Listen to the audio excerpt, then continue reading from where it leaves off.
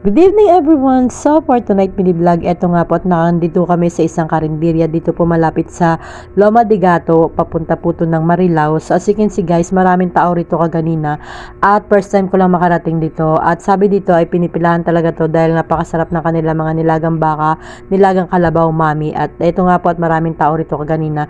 So magpapalisa muna kayo at hintayin nyo yung number yung tawagin kayo. So dito muna kami pumunta ng mister ko bago kami uwi ng bahay dahil pares na rin kaming gutom. At luckily naman at naisip ng mister ko na daanan ako sa aking trabaho ngayon. So ito kita niyo naman at kumakain na siya at ako kita niyo may tsura ko haggard na. Dahil syempre alam niyo naman maghapon tayong kumayod para kahit papaano magkaroon tayo ng kita. O ito na nga po at nag-video-video ang person. At ito nga pala yung sa asawa ko yung nilagang baka at sa akin naman niya yung sinabawan na kalabaw. So ayan at napakasarap talaga guys. Tingnan niyo naman yung sabaw sa akin. Alam niyo naman ako sabaw is life. Ayan, pwede kayo magpa-refill ng sabaw dito guys.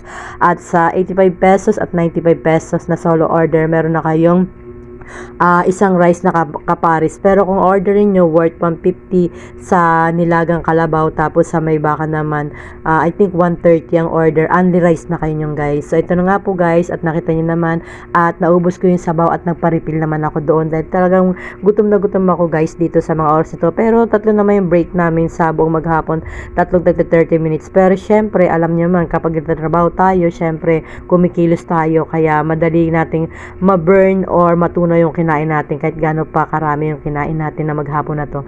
So tara, kain po tayo guys. Ito at malaki yung mga laman ng karne nila dito guys. Talagang masarap talaga guys kasi kahit sabaw lang talaga pwede mong ulamin. So ito pinipilahan talaga to. So kung mapupunta kayo papuntang Marilao, so madadaan itong Loma de Gato. So malapit na lang yan ng kaunti dun sa kanila. Dito lang po yan ng kaliwang area. Along the highway lang guys, makita nyo po yung karinderya. So talagang gutom na ako dyan. At ito lang yung aming ganap ngayong gabi. So ngayon lang tayo nakapag-vlog dahil medyo busy ang person sa mga panahon na to. Okay? Ay okay. Yan kung ano na sinasabi ko kasi on the spot tayo nagbo-voice over. So yun lang ang aking ganap ngayon and thank you for watching guys. Please don't forget to follow me, subscribe at pakishare na rin ang ating mga vlog. At eto nga at nabiting kami kasi konti lang yung kanin nila kaya bumili ako ng kanin. Kasi kapag solo hindi siya unri rice. So masarap din yung kanin nila. Kaya ito bumili ako ng dalawa tag-isa kami. So ayan hindi na kami kakain yan sa pag-uwi namin dito sa bahay kasi nga pagod na rin kami. So ito na nga po and ayan yung mister ko kinuha niya rin yung kanyang kanin dahil tag-isa ko rin. Bali nakadalawa kaming rice. And again, thank you for watching guys.